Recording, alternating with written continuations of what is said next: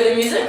Yea, my good lord, how still the evening is, as hushed on purpose to grace harmony. See you where Benedict hath hid. Oh, very well, lord, the music ended. We'll fit the hitbox with pennyworth. Come, Balthazar, we'll hear that song again. Oh, my good lord, perhaps not so bad a voice to slander music any more than once. It is the witness of excellency to put a strange face on his own perfection. I pray thee sing, and let me woo no more.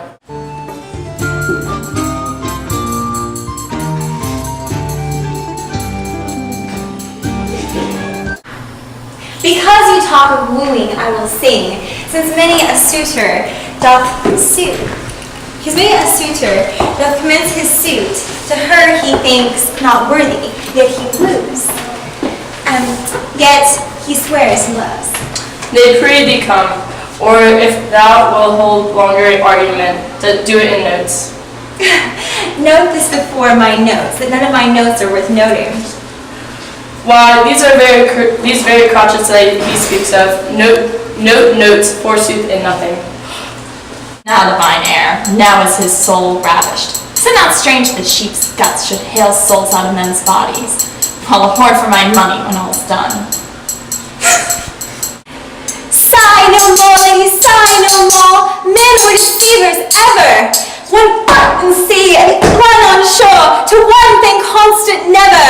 So sigh not so, but let them go, but be you blithe in body, concerning all your sounds in woe, and hey, noddy, noddy.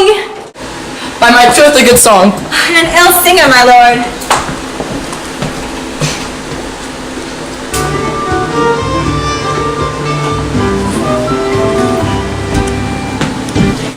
No, if thou singest well enough for a shift. And had he been a dog that should have howled thus, they should have hanged him. And I pray God his bad voice bode no mischief. I had lief have heard the night raven, come what plague could have come after it. Yeah, Mary, dost thou hear, Balthazar? I pray thee get us some excellent music, for tomorrow night we would have it at Lady Hero's chamber window. The best I can, my lord. Alright. Do so farewell. Come hither, Leonardo. What was it you told me of today, that your niece Beatrice was in love with Signor Benedict? Oh, hey, stalk on, the foul sits! I did never think that the lady would have loved any man. No, nor I neither, but most wonderful that she should so dote on Signor Benedict, whom she hath in all outward behaviour seemed ever to abhor. Is it possible? Sits the wind in that corner? By my truth, my lord, I cannot tell what to think of it, but that she loves him with an enraged affection, it is past the infinite of thought. May she be doth but counterfeit? Faith, like enough. O God, counterfeit? There was never counterfeit of passion, came so near the life of passion as she discovers it. Why, what effects of passion shows she? Bait the hook well, this fish will bite. What effects, my lord? She will sit you. You heard my daughter tell you how. She will indeed. She did indeed. She did indeed. How, I pray you? You amaze me. I would have thought her spirit had been invincible against such assaults of affection. I would have sworn it had, my lord, especially against Benedict. That white-bearded fellow speaks it. Knavery cannot sure hide himself in such reverence. In the infection, hold it up. Hath she made her affection known to Benedict? No, and swear she never will. 'Tis true indeed, so your daughter says. Shall I, says she, that have soft encountered him with scorn, write to him that I love him. This says she now when she is beginning to write to him, for she'll be up 20 times a night, and there she will sit in her smock until she have read a sheet of paper. Your daughter tells us all. Now you talk of a sheet of paper. I remember a pretty jest your daughter told us of. Oh, when she had read it and was reading it over, she found Benedict and Beatrice between the sheet. That! Oh, she tore it into 1,000 halfpence, and she railed at herself that she should be so immodest to write to one that she knew would flout her. I measure him, says she, by my own spirit, for I should flout him if he were to write her. If he writ to me, yeah, though I love him I should. Then down upon her knees she falls, weeps, sobs, beats her heart. tears her hair, prays, curses. Oh, sweet Benedict, God give me patience. She doth indeed, my daughter says so. And the ecstasy has so much overborne her, that my daughter is sometimes afeard that she will do a desperate outrage to herself. It is very true. Good that Benedict knew of it by some other if she would not discover it. To what end?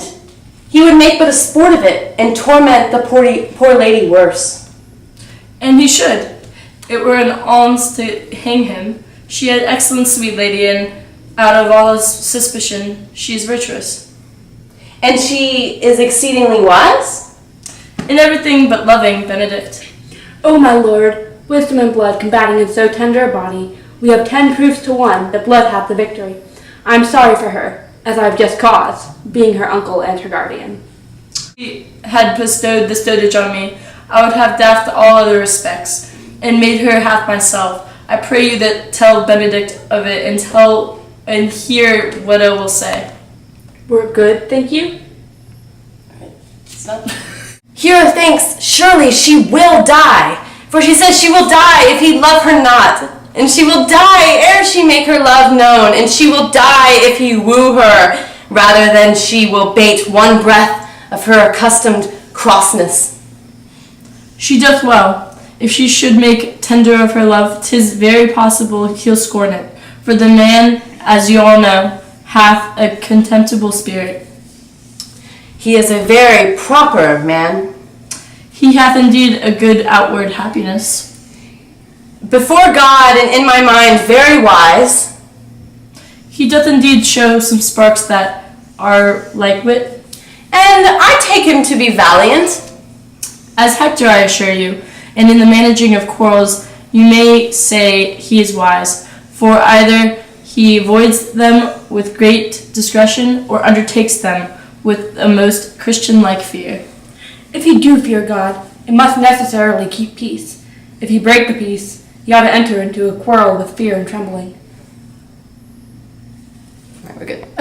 So will he do, for the man doth fear God, howsoever it seems not in him, by some large jest will he make.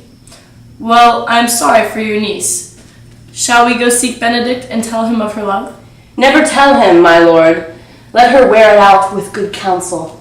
Nay, that's impossible. She may wear her heart out first. Well, we will hear further by your daughter. Let it cool the while. I love Benedict well, and I could wish that he would modestly examine himself to see how much he is unworthy to a good old lady. My lord, will you walk? Dinner is ready.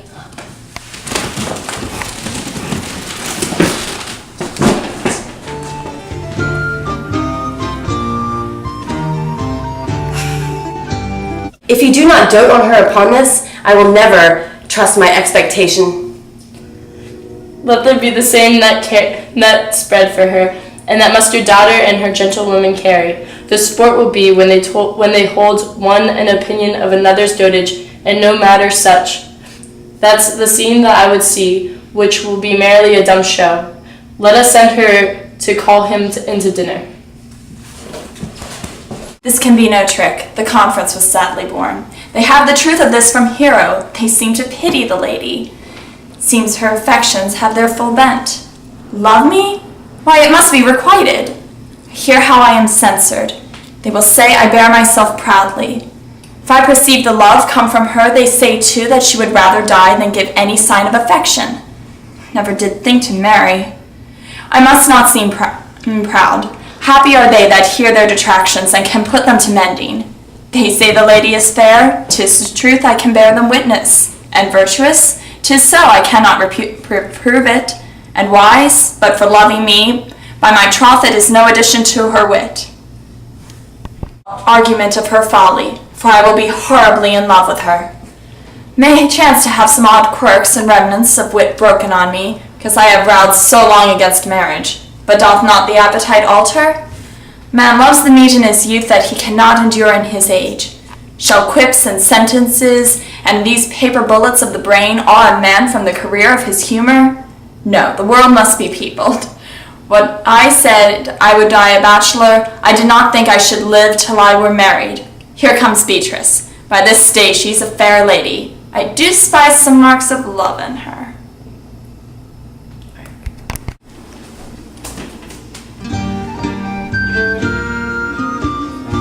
Well, I am bid and you come to dinner.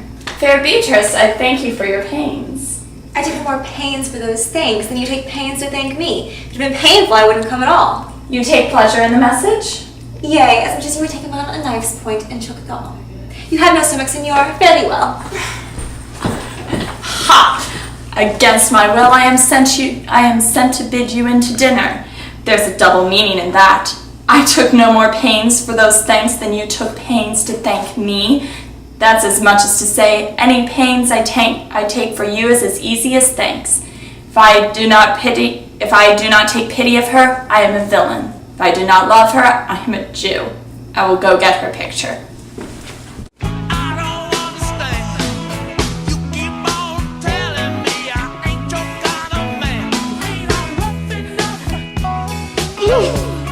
You're not in our class.